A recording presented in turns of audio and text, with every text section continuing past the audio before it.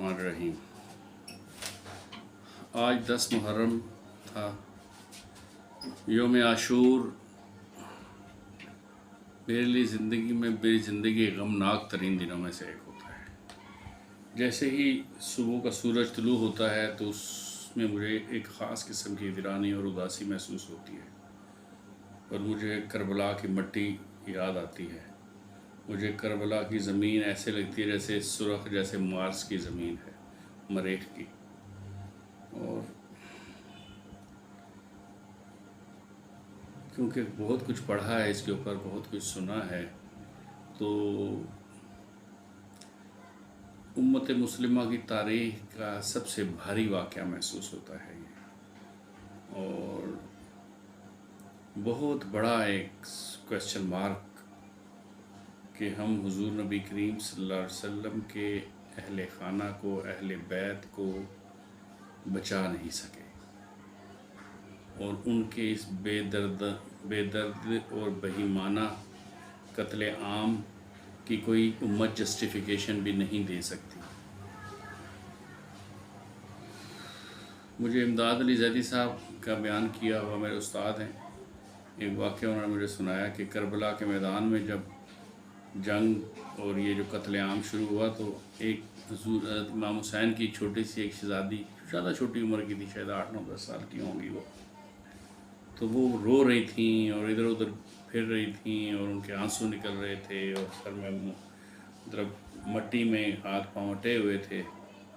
तो वो यजीदी फ़ौजों में से एक शख्स आया और उनकी कैफियत को देखी तो उसको दिलासा दिया शहज़ादी को, और वो ख़ुद भी रोने लग गया। और फिर रोते रोते उसकी नज़र पड़ी कि वो जो शहज़ादी थी उनके हाथों में सोने के कंगन थे, तो उसने वो कंगन उतारने शुरू कर दिए। जब उसने कंगन उतारने शुरू किए तो शहज़ादी ने पूछा, चाचा जान, आप हमारी इस कैफियत के ऊपर आंसू भी बहा रहे हैं, गम भी कर रहे हैं, रो भी रहे हैं और फिर मेरे सोने के कंगन भी उतार रहे हैं। तो उसने कहा कि बेटी, अगर ये कंगन मैं नहीं उतारूँगा तो कोई और उतार लेगा। ये वो हमारा एक इज्तिमाई बेहिसी का रवैया है जिसका तसलसल अभी तक बाकी है। इस वाक़े ने ऐसे लगता है जैसे दिल के ऊपर ये वाक़या लिखा हुआ है। वाक़यात और भी बहुत सारे हैं, मामलात और भी बहुत सारे हुए हैं, लेकिन इस वाक़े ने मुझे शर्मिंदा बहुत किया। ये मुझे हर चंद दिन के बाद ये वाक़या याद आ जाता है और फिर मैं बहुत शर्मिंदा होता हूँ। योम आशूर में बड़ी मुश्किल से नमाज़ें पढ़ता हूँ, फ़र्ज़ नमाज़ें पढ़ता हूँ और मेरा जी चाहता है मैं किसी से ना मिलूँ, कोई मेरे पास ना आए, कोई हंसे ना, कोई ये ना कहे ये खा लो, ये पक गया है, आप क्या खाएंगे, आप फ़लाँ आया है, आप मिलेंगे। मेरा जी नहीं चाहता। वो जैसे जैसे दिन चढ़ रहा होता है तो एक ख़ास किस्म की वीरानी, एक ख़ास किस्म का मलाल, ऐसे लगता है आसमान सुरख हो गया है, आसमान से गम जो है वो बरस रहा है, टपक रहा है। ऐसे लगता है सूरज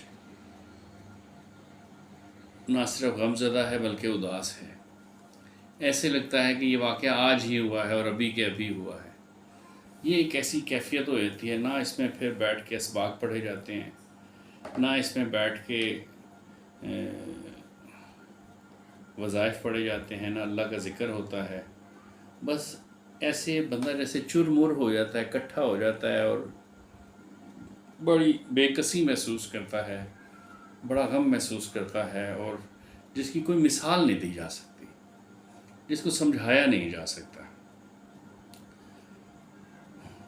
बस दिल करता है बहुत माफ़ी मांगूं अल्लाह से। मुझे कभी कभी ऐसे लगता है कि अगर मैं तो किसी एक सवाल का जवाब भी नहीं दे सकता और मैं तो अल्लाह के सामने हिसाब देने की पोजीशन में ही नहीं हूँ, कभी भी नहीं हूँ, आज भी नहीं और कभी भी नहीं होऊंगा और ना कभी मैं था। लेकिन दिल में ख्याल आता है कि अगर मैंने अल्लाह के सब सवालों के जवाब दे भी दिए और अल्लाह ने अगर मुझसे ये सवाल पूछ लिया कि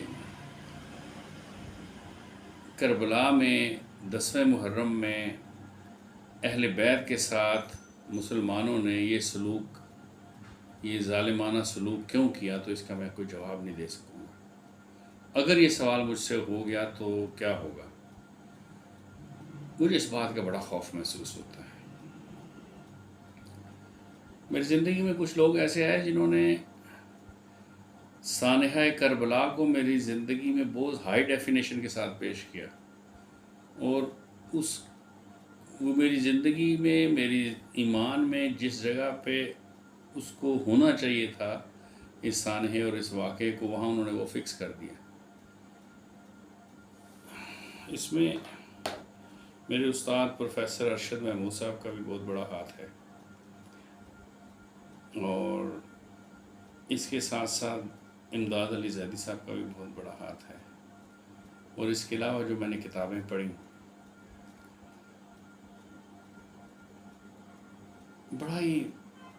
بڑا ہی زندگی کا مشکل دن ہے۔ محرم کے مہینے کا لفظ محرم سننے کے ساتھ ہی اندر سے دل کانپنا شروع ہو جاتا ہے، یار محرم شروع ہوگا تو پھر 10واں محرم بھی آئے گا، پھر حضرت امام حسین کی شہادت کا تذکرہ بھی ہوگا۔ تو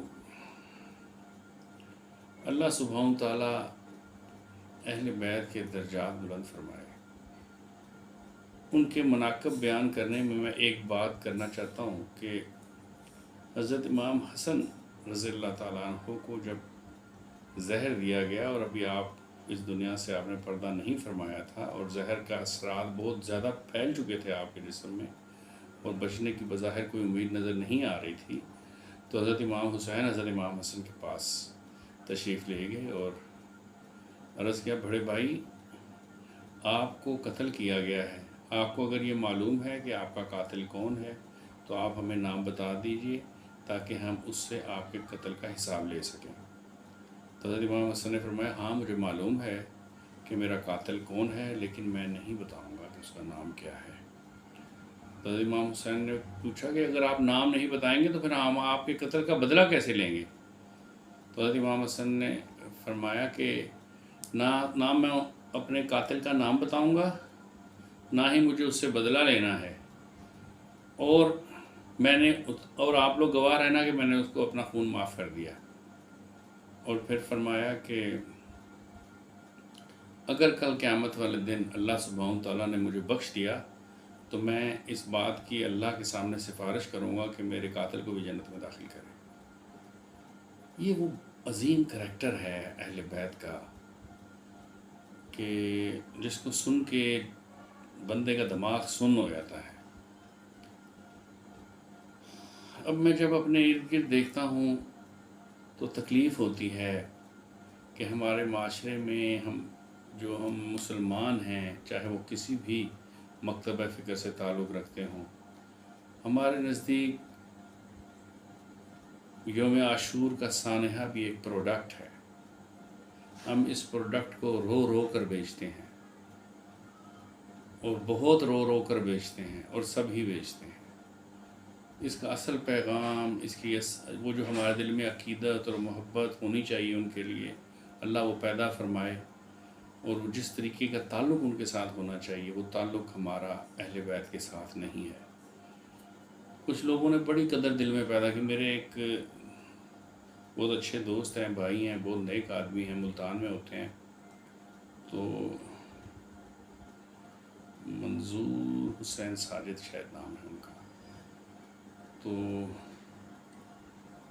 وہ جب قربانی کرتے ہیں نا تو پہلے سے ہی قربانی کے بکرے چھوٹے بچے لے کے آتے ہیں، پھر ان کو پالتے پوستے ہیں، پھر جب سال پورا ہوتا ہے تو پھر ان کا، تو وہ حسنین کریمین کے نام کا بھی ایک جانور خرید کر لے کر آتے ہیں، اور ہمیشہ عام طور پہ کوشش کرتے ہیں ہر سال ان کی طرف سے بھی قربانی کریں۔ بڑی محبت اور عقیدت رکھتے ہیں۔ اللہ کریم ہمارے دل میں واقعی حقیقتاً اہل بیت کی محبت پیدا فرمائے، ان کا تذکرہ کرنے کی ہمیں عادت پڑے، اور اللہ سبحانہ تعالیٰ ہمارے صغیرہ کبیرہ گناہ معاف فرمائے، ہمیں معاف کر دے۔ ہم اس قابل نہیں ہیں کہ ہم عذاب دے سکیں۔ اللہ کو سبحانہ تعالیٰ اہل بیت کے درجات بلند فرمائے، اور ہمیں ان سے کمال قسم کی روحانی باطنی جو ہے وہ نسبت جو ہے وہ اس کو محسوس کرنے بھی کی توفیق دے، اور اس کو پیدا بھی فرما دے اپنے پیارے نبی کریم صلی اللہ علیہ وسلم کے صدقے۔ وما علینا الا البلاغ۔